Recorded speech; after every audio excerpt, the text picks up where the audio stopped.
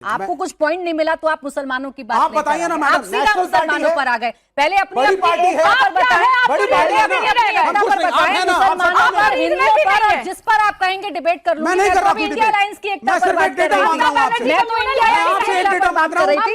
आपने नीतीश कुमार का जिक्र किया था। एक सेकंड राधिका जी, मैं सत्यप्रकाश जी को इसलिए चर्चा में लेकर आ रही हूँ। सत्यप्रकाश जी, जब जब गठबंधनों की बात चलती है, हो ही नहीं सकता नीतीश कुमार की बात ना हो।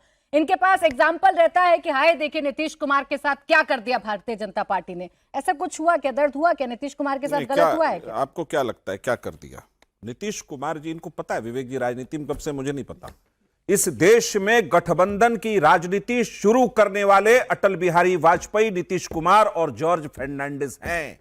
जब एनडीए बना था। क्यों तीसरा मोर्चा? इस देश में रुक जाओ, अभी तुम्हारा इतना नकाब उतारेंगे कि दिखोगे नहीं यहाँ। तीसरा मोर्चा अभी इतना नकाब उतारेंगे दिखोगे नहीं यहाँ। गुजरात थे ही नहीं। अभी बीच में देवेगौड़ा कभी प्राइम मिनिस्टर बने ही नहीं। अभी क्या बोला था? 100 रुपया लूंगा, बीच में नहीं बोलूंगा। आप इतिहास अभी बीच में बोल रहा है, इतिहास ही खा गए। बताइए 100 रुपया फिर मिलेगा नहीं। आप बीच में मत बोल। आप फैक्चुअली गलत है सर। बीच में मत बोलो। आप फैक्चुअली गलत है सर। फैक्चुअली इसलिए गलत नहीं है क्योंकि पहली बार गठबंधन की राजनीति सफल साबित हुई। एनडीए ने 6 साल 5 साल सरकार चलाई। प्राइम मिनिस्टर कौन था? प्रधानमंत्री अटल बिहारी वाजपेयी रहे। प्राइम मिनिस्टर बताइए सर। यहाँ पर की तरह क्यों व्यवहार कर रहे हो? आप बताइए ना सर। आप बीच में क्यों बोलते हैं? क्योंकि आप गलत बोल रहे हैं सर। आप मत बोलिए। आप कह रहे हैं आपकी बारी आएगी आप बोलिएगा। आपकी बारी आएगी बोलिएगा। विवेक जी आपकी बारी आएगी बोलिएगा। मैं बताता हूं उनको, अभी बताता हूं।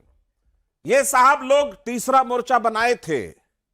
कभी देवेगौड़ा जी को बनाना चाहते थे, कांग्रेस ने एक समर्थन दिया, फिर गुजराल देवेगौड़ा से समर्थन वापस लिया, फिर कहानी गुजराल जी को बनाइए, फिर सरकार गिरा दी।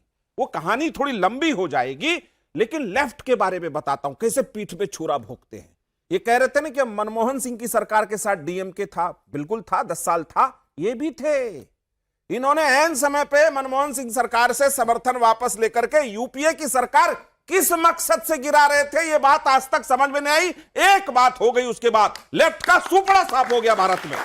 लेफ्ट बचा नहीं, लेफ्ट होता चला गया, लेफ्ट होता चला गया। अब एक बचा है, ये भी लेफ्ट हो जाएगा। एक ही बचा है ना। तुम आइडियोलॉजी कुछ होती है नहीं। आइडियोलॉजी अभी बता रहे तुम्हारी आइडियोलॉजी, हमारी आइडियोलॉजी के खिलाफ कुछ कर रहे थे, हमने समर्थन वापस लिया। मत करो, ये तुम्हारी आदत ठीक नहीं है। लेफ्ट की आइडियोलॉजी अब समझिए। एक इनके कन्हैया जी थे, लेफ्ट से निकले सीधे कांग्रेस में टपके, ये इनकी आइडियोलॉजी है। ऐसी ट्रेनिंग आइडियोलॉजी की। आप थोड़ी सीरियस बात करते हैं जो देश में हो रहा है। आप एक बात समझिए, यदि आप जन मुद्दों से जुड़ करके संघर्ष की राजनीति तय करके सदन की सीढ़ियों तक नहीं पहुंचना चाहते, तो आप राहुल गांधी कहलाएंगे और थलपति के बगल में बैठे जाएंगे डीएमके को छोड़ करके।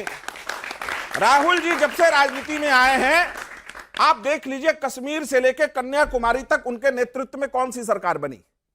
उनके नेतृत्व में सरकारें नहीं बन रही, बिगड़ रही हैं। जहां जहां जाते हैं हार जाते हैं। मुझे राहुल जी से सिंपैथी है थोड़ी। मैं चाहता हूं देश का विपक्ष मजबूत हो। तो एक सवाल उठता, क्या यही विपक्ष रहेगा पूरे निरंतर भारत में? नहीं। 49 साल से ये बंगाल में नहीं आ पाए। 77 में आखिरी बार इनका मुख्यमंत्री था बंगाल में सिद्धेश्वर राय, कांग्रेस के। उसके बाद आज तक बंगाल में नहीं है। 2000 जब पहली बार ममता बनर्जी वहां सरकार बना चुकी थी, उस समय राहुल गांधी जी 3 बार चुनाव हुआ। कितनी बार कांग्रेस ममता के साथ लड़ी बंगाल में? कोई बता सकता है? तुम आइडियोलॉजी की बात कर रहे हो। कितनी बार तुम लड़े बंगाल में जाकर के कांग्रेस के साथ? तुम आइडियोलॉजी की बात करते हो। एक दूसरे को छुरा घोंप रहे हो और आइडियोलॉजी देश को समझा रहे हो। ये गलत है तुम्हारा। लेकिन सत्यप्रकाश जी, अब मैं बताता हूं। नहीं, मुझे आखिरी लाइन है। मैं आप कंप्लीट करिए। लेकिन आप तो इनको बखूबी जानते होंगे। अपने हितों के लिए कितने गठबंधन नीतीश कुमार जी ने बदले, ये भी सब जानते हैं। और जब सीपीआई की रैली में आके नीतीश कुमार भाषण देते थे, तो इनसे पूछिए वो एंडोर्स करते थे कि नहीं? मैं तो सवाल पूछ ही रही हूं। मैं सवाल पूछ ही रही हूं। आप बोले क्योंकि आवाज मेरी इतनी ऊंची है कि जाओगे। नीतीश कुमार हमारी रैली में क्यों आ रहे थे? आवाज निकली तो आप बताइए। एक शब्द नहीं बोलने दूंगा। बताइए जनता को। क्या तरीका है? रुक जाए, मैंने पूछ लिया ना, वो काउंटर मैंने पूछ लिया, उसका जवाब तो आने दें। तुम्हारी बारी आज। आपके मुख्यमंत्री माननीय नीतीश कुमार हमारी रैली में हम अपना जवाब दे लेंगे भाई साहब। अरे आपके 2 साथी हैं तो अभी बोल नहीं पाए। आपको क्यों दर्द हो रहा है? क्यों एंडोर्स करते थे? आपको क्यों दर्द हो रहा है? आपको क्यों दर्द हो रहा है? विवेक जी, आपके 2 साथी हैं जो बोल नहीं पाए। आपस में उलझे रहेंगे तो दोनों नहीं बोल पाएंगे। थोड़ा वेट कर ले। मैंने तो इनसे पूछा, मैंने इनसे पूछ लिया। ये गलत बोला है इसने। नीतीश जी ने जब इनको बुलाया ये पलट के आ गए, ये बड़े सीधा राम आ गए और हम हो गए पलटू राम। जब बुलाया आ गए सीधा राम। आ गए नीतीश जी अपनी जगह पे कायम रहे, हम हो गए पलटू राम। रुक जाए विवेक जी प्लीज। विवेक अब बदतमीजी ज्यादा हो रही है। Vivek ji please. You are just crossing your limit. I am not crossing I am your just limit. Tolerating it. No, no, no. You are अच्छा जस्ट रुक क्रॉसिंग योर जाए, लिमिट। अच्छा please don't make it personal, इसको personal नहीं करते। You are just no irritating me. Vivek ji, You are answers. This is nonsense. Absurd. Vivek ji You are really not please have some behaving like a patience political please. person. Janata This is सुन रही है, absurd. रुक जाए। क्या बोलें। तरीका है ये? Sir जल्दी कंप्लीट करें, 2 और मैं मेरी एक ही लाइन है। देखिए एनडीए बना, उसमें शिवसेना थी, अकाली दल था, जनता दल यूनाइटेड, उसमें समता पार्टी था, बाद में बहुत सारे लोग आए और बृहत एनडीए का निर्माण हुआ।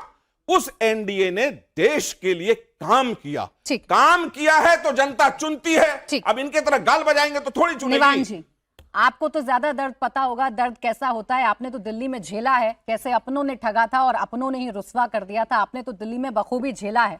तो क्या क्या चल क्या रहा है इंडिया अलायंस में? देखिए, सभी को नमस्कार। और सबसे पहले तो अभी माननीय प्रधानमंत्री जी का वो हम सुन रहे थे, कैसे रेड्डी साहब को उन्होंने कहा कि आप इधर आ जाइए। मेरे को तो उन पे तरस आ रहा था कि उनका कहने का मतलब ये था कि आप इधर आ जाइए, नहीं तो कल ईडी आ जाएगी। उन्होंने खुले मन से, आज हमारे देश में खुले मन से कहा कि आप या तो इधर आ जाइए या तो कल ईडी आ जाएगी। यही हो रहा है पंजाब में। पंजाब में जो है, हमारे नेता जब इनके बीजेपी में शामिल नहीं हो रहे, इनका 2% का अस्तित्व नहीं है वहां, ये नेताओं के घर ईडी भेज के अपने यहां शामिल करा रहे हैं। ये तो बीजेपी की हालत है देश भर में। इनके पास नेता नहीं है, ना इनके पास कार्यकर्ता है, ये ईडी भेजते हैं और अपने पास ले आते हैं धमका के। दूसरी बात ये, जहां तक इंडिया अलायंस की बात है, जहां तक कांग्रेस की बात है, ये स्पष्ट है और मैं बहुत जिम्मेदारी के साथ आपके चैनल पे कह रहा हूं कि कांग्रेस अगले 100 साल तक भी बीजेपी को नहीं हरा सकती।